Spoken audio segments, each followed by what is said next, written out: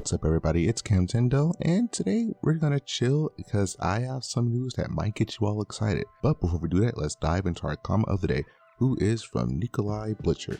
Last episode or video, whatever, I asked you guys who is your favorite rival team, and they had to say my favorite rival team is B. It just hits some type of way for me. I always get pumped up, battled when I defeat him, and he always is so snarky. But it was great to have a rival like that again. And I do agree, before B, it's been a hot minute since we had a mean rival. Gladion wasn't necessarily mean, he was more or less just edgy. So technically speaking, we hadn't had a rival like that since Gen 2. It felt really good. And then in the DLC, we got Avery and Clara, who are both also really mean rivals. And it seems like in Scarlet and Violet, we might be going back down to the nice guy, nice friend rival, which I'm completely fine with that because we went from edgy to mean, and I think we deserve a small break and just go back to friend rivals. But that's gonna do it for that comment of the day. Next comment of the day, I'm gonna ask you guys, what is your favorite Pokemon season? This is gonna shock a lot of people, but I like Black and White. Now, it's not because of Ash. Ash ruined the season, and I don't get the whole Iris is annoying thing. I thought Silent was a really great travel companion. I really like this season because of the rival characters like Trip, Bianca, Stefan, Burgundy, Georgia. I really like their interactions. Cameron, like, I thought they were all really good rivals, and seeing them all interact with each other during the tournaments, like, they made the tournaments really fun. I like the photo kid that had the Zorua, the Eevee trainer guy who won the league. But yeah, I thought they were really cool trainers, and that was it. So if you guys want to let me know what's your favorite season, it could be Sun and Moon. I thought Sun and Moon was great. I know a lot of people don't like it, but I thought it was a really good season. But that's gonna do it for that comment. Let's move on to the video. So you guys know the deal. Every video I get on and we talk about when we could expect to see Scarlet and Violet news. The month is almost over. We haven't gotten a trailer this week. We have tons of things that I believe could lead to a good potential trailer. Now, if you guys know, earlier this month, it was reported during the whole data mine, I wouldn't even call it data mine, the whole game being leaked by Kaka, that during that whole chaos, there was reports and pictures of a trailer for Scarlet and Violet being filmed. Now, for some reason, we saw that, we were hyped for it, but we pushed that aside because, again, the game was quite literally leaking. So who cared about a trailer for the game when the game is leaking? But the game is getting a trailer. Like, we're getting a trailer for the game. It's going to be live action. The screenshots was of some guy running across the town with Scarlet and Violet flags everywhere. It's going to be a live action trailer again, so I think that we have that to look forward to. Now, why would they do another live action trailer? If they really wanted to, they could have just done like they did with the second trailer and just give us some gameplay, some cutscenes, some elaboration, stuff like that. I think the reason why we're getting another live action trailer is because of a Pokemon Presents. Now, something that I've noticed that me and a lot of people have been doing with these is that we've been only looking at patterns of main series games when it comes to marketing and not necessarily the side games, because we saw Sword and Shield's promotional cycle. We completely disregarded the DLC or Legends and BDSP because we were only focused on the main series cycle. We only looked at Legends, we looked at Sun and Moon, and we even went as far as to look at X and Y and Black and White for some reason, like that was going to help. But I think that this time around they are going to repeat last year's cycle. Now, for those of you that don't know, last year's promotional cycle went like this. They announced BDSP and Legends Arceus. We didn't get much on those games until around June, and June was specifically that month when they just gave us the box art, I believe, and just gave us the release date. Then we got nothing for the month of July, I believe, or we got a single trailer. Yeah, we got a trailer, I think, introducing some characters, and that was it. Now, the big news, like the big announcement, the big info dump, whatever, that came in August. Now, we got a Presents in August, and that not only that Presents was in, I believe, the first week of August, around the 5th and 6th, or I'm gonna put it up on screen when the actual day happened, but it was around that time frame.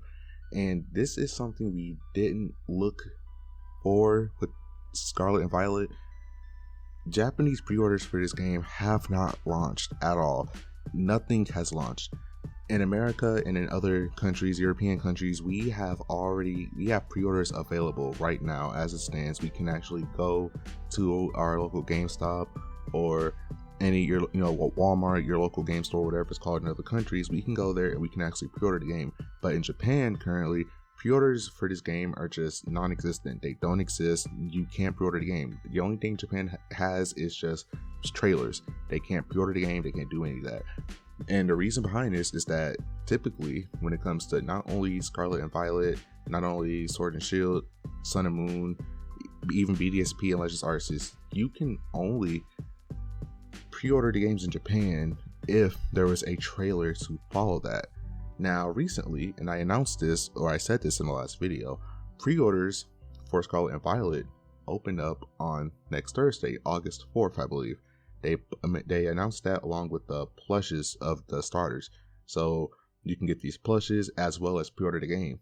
Now, looking at past patterns, I know this is a bad thing to do, but looking at past patterns, every time the pre-orders for the games in Japan go live, before that, like a day or two before that, it's like 2 or 3 days, there has always been a big news blowout. Like with Sword and Shield, the pre-orders for the game happened, I believe, a few days, 2 days after that June presents.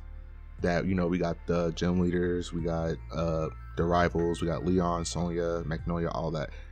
The pre-orders happened 2 days after that. And in 2021, that was last year, right? 2021, you are unable to pre-order Legends Arceus and BDSP in Japan up until that direct that happened in August of last year.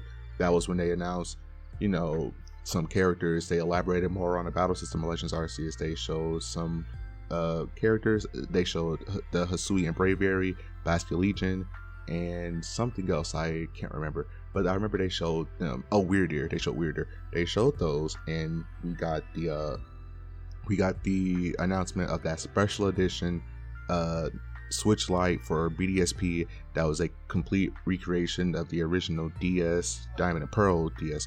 So we got that news blowout, and that's when pre-orders really started to go live. That's another thing. Every generation has these special edition consoles that they always launched ever since, I believe, Gold and Silver. Not even that, the first generation, there was always a special edition console that would launch with the game.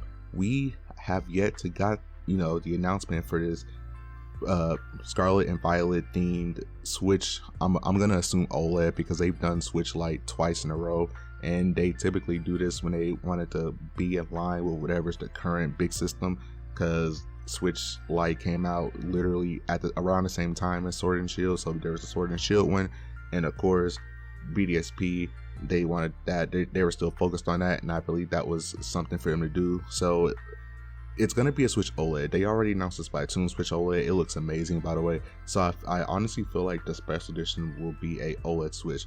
But that's also, that gets announced along with the pre-orders for the game that opens up. And the pre-orders, they have officially announced that the pre-orders for the game does open on August 4th, next Thursday. What I'm getting at is that we're getting something. They will not just let pre-orders just sneakily open. Even back in June of last year, when they showed us the box arts of Legends Arceus and BDSP, pre-orders in Japan were still not open. They gave us the release date, but you still could not pre-order the games at that moment. Now, they gave us the announcement of where you can pre-order the games in Japan. They will not, again, they won't just sweep that under the rug. They have to show you something to get you excited, to get people pumped up in Japan so they can actually get the game, so they can actually go rush to it. Because if they're just like, oh yeah, pre-orders are open, people will care, but they won't just be like, oh okay, well, oh, so I'm gonna go get that right now. They'll be like, oh really, I didn't know. Usually there's a trailer that goes with that. But like I said, this time around we got that live action trailer that was being filmed. Pre-orders are opening next week. A bunch of domains on the Pokemon Scarlet and Violet website have also been announced. Like there is a live one. There's like 3 separate domains that have been registered and accessible, but nothing shows up when you go to the Scarlet and Violet page. They are there, like these things have all been registered, but you can't access them. And this has been happening for like the past week or so. Like every 2 days there's a new website domain, and people aren't thinking that much of it, but like they wouldn't register a new site if they're they're not ready to set something up. And I'm pretty sure these domains are registered. They're just ready to just launch it once the big announcement trailer happens. So I'm expecting something. And another fun fact, I don't want to get your hypes up too much, but when the Legends Arceus Direct happened, it happened on a Friday, and the actual presents happened on, I believe, that following Tuesday or Wednesday. I think it was Wednesday, but we could get the announcement as soon as tomorrow. Friday. It is Thursday. We could get the announcement as early as tomorrow and as late as, I would say, Monday, because I don't think they would do it on a Tuesday or a Monday. But we did get the game announcement on a Sunday. But that's where I stand. I want to just address this to you guys that a trailer is coming. I know I say that a lot, but I'm like 1000% certain that we are getting something next week. I'm not going to say get excited, but get excited. So that's going to be it for me. Thank you, Cam Fam, for sticking with me. Thank you for the support on the videos. I hope you guys enjoyed the Pokemon X episode. I know this time it was pre-recorded this time around, so you couldn't really tune in and watch it like we normally do, but we managed to get it out. Ruffle wasn't there. He wasn't feeling good, but he is feeling better. I'm so happy that everything's like getting better and better as time progresses. Again, thank you guys so much for the support. My name is Cam Tendo, and I will see you guys when I see you. Bye.